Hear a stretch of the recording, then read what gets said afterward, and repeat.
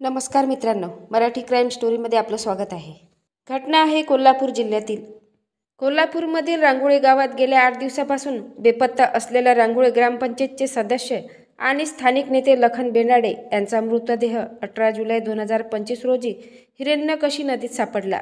मात्र ही केवळ हत्या नव्हती तर क्रूरतेची सीमा होती। लखन यांच्या मृतदेहाचे शिर आणि पाय कापून शरीराचे तुकडे करण्यात आले होते।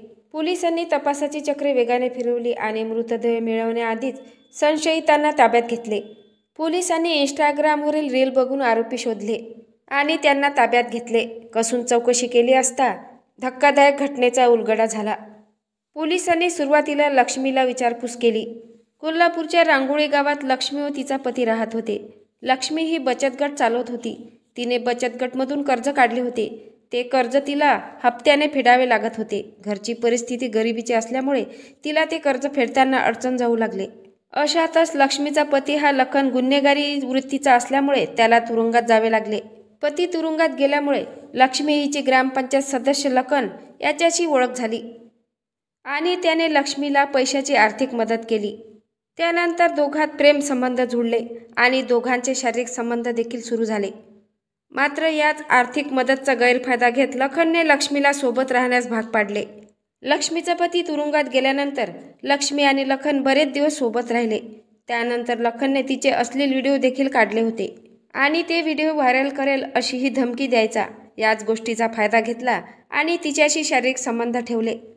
त्यानंतर लक्ष्मी आणि लखन यांच्यात इंस्टाग्रामवर ऑनलाईन भांडण सुरू झालं होतं। दोघेही इंस्टाग्रामवर व्हिडिओ टाकून एकमेकांना शिवीगाळ करत होते। काही महिन्यापूर्वी लक्ष्मीच्या पतीची तुरुंगातून सुटका झाली होती।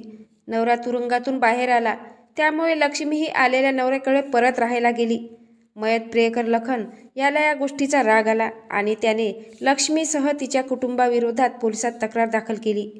तक्रार दाखल केल्यानंतर परत काही दिवसांनी म्हणजे 10 जुलै रोजी लखन शाहूपुरी पोलीस ठाण्यात गेला आणि लक्ष्मीच्या विरोधात दाखल केलेली तक्रार मागे घेणार होता।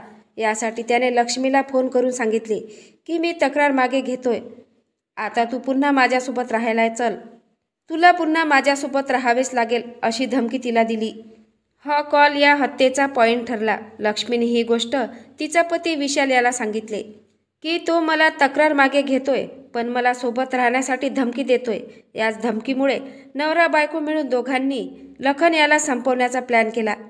लखन पोलीस ठाण्यातून बाहेर निघताच सायबर चौकात दबा धरून बसलेल्या लक्ष्मी, तिचा पती विशाल आणि त्याच्या काही साथीदारांनी लखनचा पाठलाग सुरू केला। लखन जेव्हा शाहू टोल नाक्याजवळ पोहोचला त्याच वेळेस लखनला आडवे झाले आणि जवळच असलेल्या एका गाडीत कोंबले। सुरुवातीला आरोपींनी गाडीतच लखनला बेदम मारहाण केली। त्यानंतर शंकेश्वर गावाजवळ आले आणि तेथे त्याची हत्या करण्यात आली। त्यानंतर लखनचा मृतदेहाचे तुकडे करण्यात आले।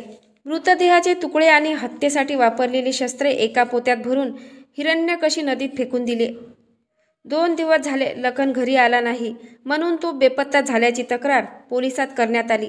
तेथून पुढे 8 दिवसांनी त्याच्या मृतदेहाचे तुकडे सापडले आणि हे सिद्ध झालं की त्याची हत्या करण्यात आली होती। लखन हा त्या भागात प्रसिद्ध होता। राजकारणात त्याने स्वतःची वेगळी ओळख निर्माण केली होती। सध्या तो रांगोळी गावाचा ग्रामपंचायतचा सदस्य आहे।